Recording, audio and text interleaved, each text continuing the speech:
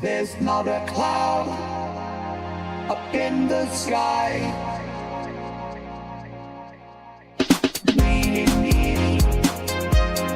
Mighty Mo. I can't be late for my own show.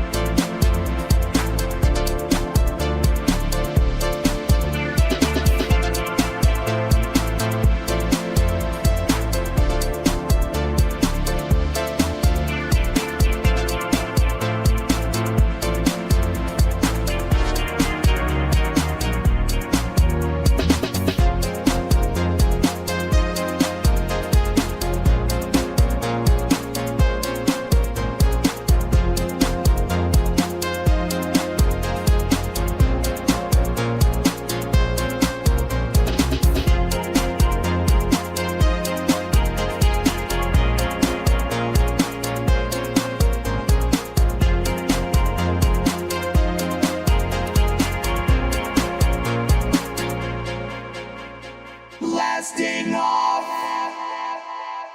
for Mars.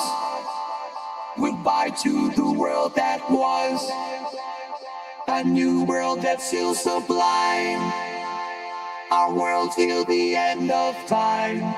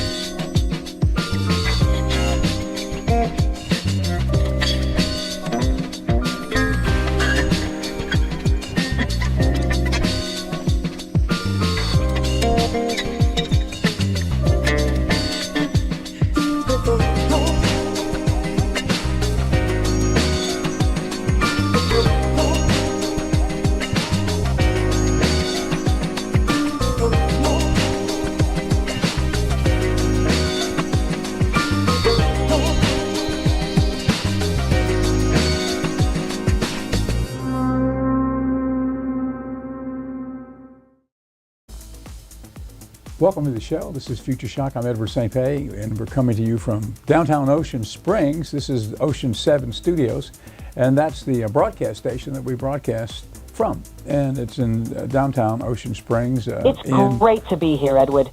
Ocean 7 Studios is such a vibrant Alfred hub is for here broadcasting. too. Let's go to the split screen, see if we can join. Alfred, thank you. Thank you for joining us today. Thank you, Edward. It's a pleasure to be here on Future Shock. Looking forward to our chat. Now, I have a brain teaser for you. I was thinking about this right as we came on because I had been doing a little research, and here's a question from Greek mythology. What was the name of the shield that the goddess Athena used? Ah, that's an interesting one. The name of the shield used by the goddess Athena is the Aegis. It's often depicted as a protective cloak or breastplate, sometimes with the head of Medusa on it. Okay, the reason why I asked you is because we've got these. This is Aegea. I'm This is the head of Medusa. This is what Perseus gave to Athena, correct? Exactly. After Perseus slayed Medusa, he gave her head to Athena, who then placed it on the Aegis. This made the shield even more powerful, capable of striking terror into the hearts of her enemies. So we've got 3 of these at Pendragon Apothecary. These are made out of concrete. These are cast out of concrete, and it's the actual Medusa head. So basically, this is Athena's shield symbol. But you know what I was kind of excited to read about was not only was it the shield of Athena, but also throughout history afterwards, many other demigods and heroes used the same symbol, the Medusa head Aegea symbol. For example, I understand that Alexander the Great used it too. Is that correct? Yes, that's right. The Aegis, with Medusa's head, became a powerful symbol of protection and authority. Alexander the Great is often depicted with the Aegis on his armor or coins, symbolizing his might and divine favor. It's fascinating how this mythological element weaved its way through history, isn't it? It is. And you know what occurred to me is much closer to What's our on your mind? modern time. Perhaps Gianni Versace used it, and that was the symbol of the Versace brand. exactly. The Medusa head was adopted by Gianni Versace as the logo for the Versace brand. He chose it because it represents beauty, art, and philosophy. The idea is that those who fall in love with Medusa can't escape her, much like the allure of Versace's designs. It's a captivating choice for a fashion icon, isn't it? It is very much so, and thank you for all the insight. And we'll have you back in a little while, Alfred, when we get to our spot where we talk about our sponsors' products, Pendragon Apothecary. So be standing by, okay? You're welcome, Edward. I'll be ready for the Pendragon Apothecary segment. Just give me a shout. Okay, we'll do. Okay, so that's Alfred. Now, Alfred, as you know, is our ChatGPT-4 droid, and we created an avatar for his visibility's sake. But basically, what you just witnessed was a ChatGPT-4 AI speaking to us in the new ChatGPT-4o for Omni, the more Exactly. robust voice mode. And so now, basically, it's an app on my phone. And so I'm speaking to there, but we're Bluetoothing his responses to me through a microphone back into the control room so you can hear him. And I created the visible head so that it would look, so you'd have an actual visible presence. But anyway, it's this is what we do here on the show, and basically we try to keep you updated in the realm of AI and other high-tech activities. So therefore, Future Shock, which is kind of what we may be going through now already, or for sure what we're going to be going through as a group of Earthlings because of AI here on the planet, artificial intelligence. Some would say it's really not artificial intelligence. Some would say it's an alien intelligence. And I've heard people who are some of the founding fathers of AI talk about that exactly that way. That no, it's not just an artificial intelligence. It's an intelligence. It's just not biological. And so, which is kind of hard to wrap your head around, but then again, it's true. I mean, so anyway, many changes coming. Now, we talk a lot about Elon and his activities, and Elon Musk is one of the game changers on the planet right now. And, with so many wonderful things, Neuralink helping blind people see and helping people who are paralyzed be able to, through their thoughts alone, manipulate computers and such, and giving them a new life, a new reason for life.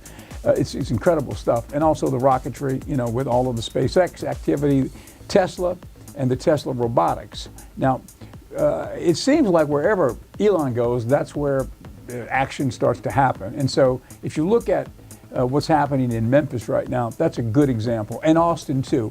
And so Texas is being impacted by the SpaceX program, and then of course we've got the folks in Memphis being impacted by the supercomputer, I think it's called Colossus, that they're in the process of building right now. So we've got some clips, and we'll do a clip now and a clip toward the end of the show on what's going on in Memphis. And then next week we'll take a look at what's going on in Austin, Texas as a result of Elon moving in operation then there. It's a game change, and all of the changes and the wonderful things it means for a city when something like this comes in. So anyway, here is the first half of this clip that we're going to show you on Colossus, which is the supercomputer in Memphis that Elon's building. Elon Musk and his xAI startup have built the largest and most powerful artificial intelligence training supercomputer in the world. Elon has named this beast Colossus. It is equipped with the latest NVIDIA GPU hardware, it's liquid-cooled with vast amounts of water, and is powered by giant Tesla Megapack batteries. Elon believes that all of this combined will create the world's most powerful artificial intelligence, one that will literally solve the mysteries of the universe. And what we see today is only the beginning. This is what's inside Colossus. The location is Memphis, Tennessee, in an industrial park southwest of the city center on the bank of the mighty Mississippi River. The building itself wasn't constructed by xAI, it was previously home to Electrolux, which is a Swedish appliance manufacturer. So if you've been wondering why Elon chose Memphis and not Austin, it basically just comes down to finding the right building in the right location to get this thing up and running as fast as possible. Now, as unassuming as the exterior of Colossus might be, it's what's inside that counts. And inside is the largest AI training cluster in the world. Currently, over 100,000 NVIDIA HGX H100 GPUs connected with exabytes of data storage over a super fast network. NVIDIA CEO Jensen Huang has said himself that Colossus is, quote, easily the fastest supercomputer on the planet. And it was all built to power Grok, an AI model that Elon Musk and xAI will evolve into something far more capable than a simple chatbot. This is the breeding ground for artificial super intelligence. The entire facility as we see it was built in just 122 days. That is insane. A more traditional supercomputer cluster would have just 1/2 to 1/4 the amount of GPUs as Colossus, but the construction of those traditional systems would take years from start to finish. The training work happens in an area called the data hall. xAI uses a configuration known as the raised floor data hall, which splits the system into 3 levels. Above is the power, below is the cooling, and in the middle is the GPU cluster. There are 4 data halls inside Colossus, each with 25,000 GPUs, plus storage and the fiber optic network that ties it all together. Colossus uses water for liquid cooling. Below the GPU cluster is a network of giant pipes that move vast amounts of water in and out of the facility. Hot water from the server is sent outside to a chiller, which lowers the temperature of the water by a few degrees before pumping it back in. This doesn't necessarily need to be cold water, though. Without getting too deep into thermodynamics, just remember that energy always travels from hot to cold. So as long as the temperature of the water is lower than the hardworking GPUs, which get pretty hot, then the excess heat energy will be drawn into the water as it flows past and heat will be removed from the system. Here is what those GPU racks look like. Each tray is loaded with 8 NVIDIA H100 GPUs, the current state-of-the-art chip for AI training. That will change in a relatively short amount of time, and Elon already has plans to upgrade Colossus to the NVIDIA B200 chip when that becomes widely available, but for right now, there's no time to waste. There are 8 of these racks built into one cabinet with a total of 64 GPU chips and 16 CPU chips in every vertical stack. Each of the racks has its own independent water cooling system with these small tubes that lead directly into the GPU housing, blue tubes for cold water delivery, and red tubes for hot water extraction. The beauty of these GPU racks built for xAI by Supermicro is that each one can be pulled individually for maintenance, and it's serviceable on the tray. That means the entire cabinet doesn't need to be shut down and disassembled just to replace one chip. The technician can simply pull the rack, perform the service right there on the tray, and then slide it back in and get back to training. This is unique in the AI industry. Only xAI has a setup like this, and it will allow them to keep their downtime to an absolute minimum. The same is true for the water system. Each cabinet has its own cooling management unit at the base that's responsible for monitoring flow rate and temperature with an individual water pump that can easily be removed and serviced. Now, the thing to keep in mind about gigantic computer systems like this is that things will break. There's no way to avoid that, but having a plan to keep failures localized and get problems solved as fast as possible, that is going to make an incredible difference in the overall productivity of the cluster. On the back of each cabinet is a rear door heat exchanger. That's basically just a really big fan that pulls air through the rack and facilitates the heat transfer from the hot chips to the cool water. This replaces giant air conditioning units that are found in typical data centers, and again, keeps each of the racks self-contained. Every fan is glowing with a colored light. That's not for aesthetics, it's a way for technicians to quickly identify failures.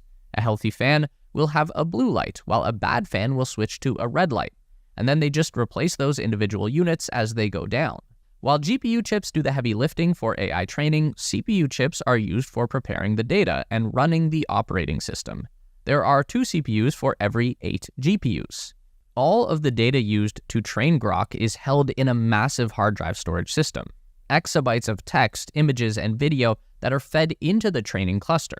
1 exabyte is a billion gigabytes, and all of that data is handled by a super high-speed network system.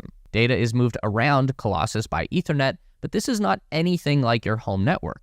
The xAI network is powered by NVIDIA BlueField 3 DPUs. That's a data processing unit, and these chips can handle 400 gigabits per second through a network of fiber optic cables. That's around 400 times faster than a very fast home internet connection. The Ethernet is necessary for scaling beyond the size of a traditional supercomputer system.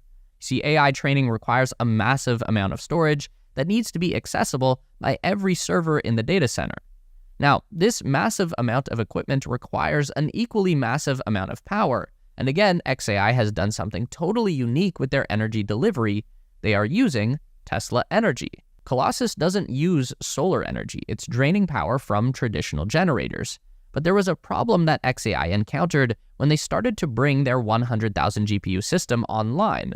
The tiny millisecond variations in power coming from the grid would create inconsistencies in the training process. We are talking very small fluctuations, but at this giant scale, those will add up quickly. So the solution was to bring in Tesla Megapack battery units. So what they do now is pipe input power from the grid into the Megapacks. Then the batteries discharge directly into the training cluster.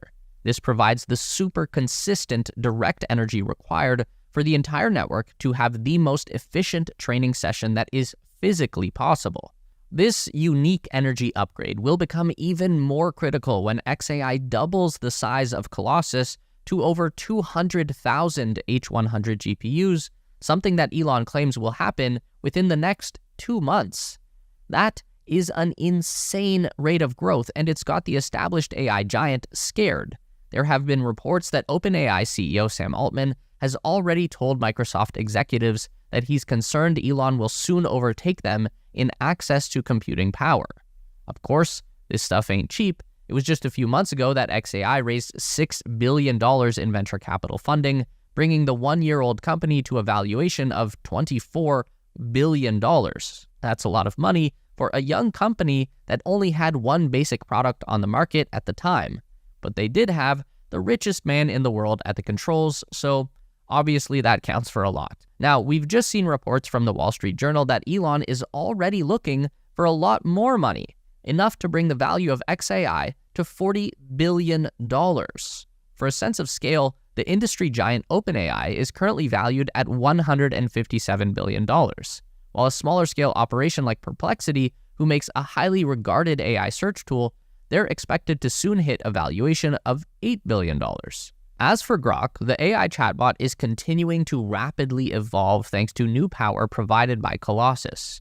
Just recently, Grok was upgraded to include vision capabilities, meaning that the AI can analyze and comprehend input from images alongside its existing text functions. This new feature is integrated into the X social media platform for premium users. Now, when you see an image in a post, you can click a button to send that image to Grok, where you can now ask the AI any question you want about the content of that image. Grok can analyze or provide additional context. This is an important step for xAI on their path towards achieving artificial general intelligence. That's a big buzz term right now. It basically just means an AI that can do pretty much anything. Essentially, an artificial reproduction of the human mind and its incredible versatility. We can write words, we can make music, we can solve complex problems, invent new things. In theory, an artificial general intelligence would have all of the knowledge of the entire human race, all concentrated into one super powerful computer brain, making it infinitely smarter than any human being. Then the AGI can use that knowledge to learn even more, to discover the undiscoverable, solve the unsolvable, invent the uninventable. According to Elon Musk, this is how we unlock the mysteries of the universe and the very nature of our own existence. Or the AI will go rogue and kill us all. But that's where Neuralink comes in, which is a whole other video that we've already made. Make sure you check one of those out next. So that is what is going on in Memphis right now, and it's also similarly happening in Austin with projects there, and in other parts of Texas too, with the rocketry, with the SpaceX program. So anyway, Elon is doing a lot of big things out there, and now, of course, he will be involved in government, and I think whatever he does, whatever he puts his mind to is going to be, whatever he looks at is going to be impacted. It's going to be improved. So hopefully he can, hopefully he can help in the world of government too. Okay, well, this is the segment where we do a quick spot for the sponsor of the program, our own Pendragon Apothecary, which is the lobby store inside Ocean 7. It's a wellness store, and by that I mean it's kind of a forward-leaning wellness store. We've got many biohacks here at the shop. For example, we've got things that will try to, get into your system and help you stay well. Like, here's an example. This is something new. We just got this in. This is organic elderberry support tea, and so elderberry is something that a lot of people take. It's a kind of a folk remedy, and we've got fresh elderberry tincture here in the shop, which is kind of a super, we call it super elderberry tincture because it's got a few other things in it.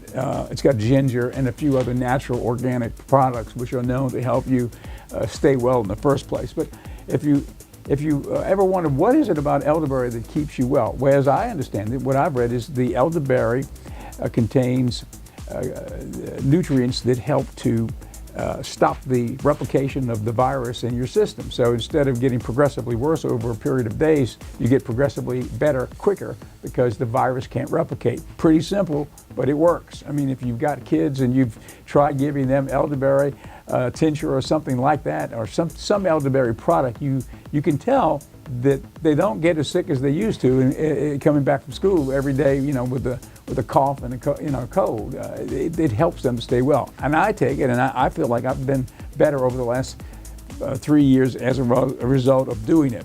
This particular product's got organic elderberries, organic hibiscus flowers, rose hips, organic echinacea, and a number of other things. It's got natural stevia leaf in it to kind of give it a little sweeter flavor. So this is organic elderberry support tea, and it's one of our newer products. We've had other iterations of it, but this is a new version. Also, we've got another new product. This is Irish moss powder, and it's organic, and of course there are many benefits. You can Google it and find out what is it about Irish moss that everybody is so enamored with. Why do they want to get it in their system? And here's another new product. This is Shilajit tincture. So you've heard about the Himalayan Shilajit and the remarkable health benefits you find by getting that in your system every day. And usually it comes in a little container. It's like a almost like a syrup, or like a almost like honey, maybe a little thicker though. And you take a little spoon and you put it under your tongue, get it in your system like that, or you can mix it with water. Well, this is a little bit of a biohack version of that. This is the tincture itself, and it tastes good. Basically, you put 1 dropper under your tongue. Start off with less, but over a period of time, work up to, according to the directions, 1 dropper under your tongue per day. And it's a very, very powerful product. It's SHILAJIT, if you haven't heard of it. And it's renowned across the planet as a great medicinal product. It helps skin, it helps energy, and many other things, probably things we don't even know about. But it's another natural product, and we've got it here at the Pendragon Apothecary. We're at 1016 Government Street in downtown Ocean Springs, and of course we're online at pendragonapothecary.com. We just got an order the other day from a person for some of the mushroom powders. It's a lion's mane mushroom powder, and we carry that organic mushroom powder, and it's a jar about that big. And I'll tell you what, it's great. You can add it to anything, and you can get lion's mane or any of the other 7 sacred mushrooms. We've got all of them, but the lion's mane has been used for many, many years in Chinese medicine and in Vedic medicine as a means of helping with cognitive difficulties, to prevent cognitive difficulties in the first place, and then to treat people with cognitive difficulties. Also, I asked Alfred earlier about the Shield of Athena. We've got some interesting gifts in the shop, and pieces of artwork and such as that. What I had asked him about was this. This is a concrete mold, and it is the Medusa head. It looks like the Versace head, but it goes way back before that. As Alfred had mentioned, Alexander the Great had it, on his shield, on his breast armor, and basically it was the gift Perseus gave to Athena when he gave the Gargon's head, Medusa, to Athena, and it became her symbol on her shield, and it's been basically kind of a special symbol throughout the period of time. Well, here it is. That's it. That's the exact one, and it is the same thing that Versace used as a symbol. So we've got these. These are cast in concrete. There's a clip on the back. You can hang it out in your garden. It's made for outside. It could be inside too. I know it's picking up kind of silvery, but really this particular one, the reason why is because we're on a chroma key, and the green kind of keys, in this case, it's kind of keying silver, but this is kind of like I don't know, I guess you could call it a kind of a turquoise green, and it's really cool. We've got 3 of them, and they're handmade pieces of artwork. We've got that and a lot of other things that would fit into that category. Okay, now, over the last few days, we had some clips from Sam Altman. I don't know if we still got that clip. We've got about 3 minutes left. If we've got a little bit of that clip, we can play it. Sam Altman was speaking at the Harvard Business School. And of course, Sam Altman's speaking all over the world because he's such an in-demand speaker, because he's the head of the OpenAI company, the people who gave us ChatGPT, meaning Alfred, and all of the other iterations that go along with that system, Sora for creating video from prompts. We've done demos on that. We had a clip on that the other day. And DALL-E, which is the graphic creator, which we have used here extensively to create logos like the Magic Hour channel. That logo that we use for our channel 7.2 coming out of Ocean 7. If you've seen it yet, well, it's 24/7 old movies from Hollywood. Well, Alfred and I created that. I think we created this almost, over a year, maybe a year and a half ago, before Alfred could really even speak. I had kind of learned how to take his text and synthesize it into voice at that point, before ChatGPT actually started doing that. And we kind of had hacked into it, but that is the graphic that he came up with. I put into prompts, Magic Hour channel MHC, and gave him the prompts, kind of directed what I wanted, and he came back with a number of examples, and that was the one that we chose. So, for those who are learning about ChatGPT, and there's other ones too. I mean, Google's got one. You've got the Elon Musk version out there. You've got many different, I guess you'd call them chatbots out there, but ChatGPT is the one that sort of became the front runner, and they're in the front position. And so everybody else is kind of trying to catch up with them, I think, at least in the public perception. But if you haven't downloaded it yet, you can get it, and it's fun to do. I think you can download the ChatGPT 4. Go to openai.com, I think, and then you can download ChatGPT 4. Now, there's one or two versions available. One is a paid version, about $20 a month, and then you have unlimited use of it to do all kinds of things. And I think there's a free version, or at least there used to be a free version, and I think there might still be a free version that is not quite as robust. So that's that. Well, I don't think we have time for the continuation of the Sam Altman video today, but we'll get back to it, and we'll have more news on OpenAI and ChatGPT 4, Sam Altman, all that next week. So thank you for joining us today, and we'll see you next week on Future Shock.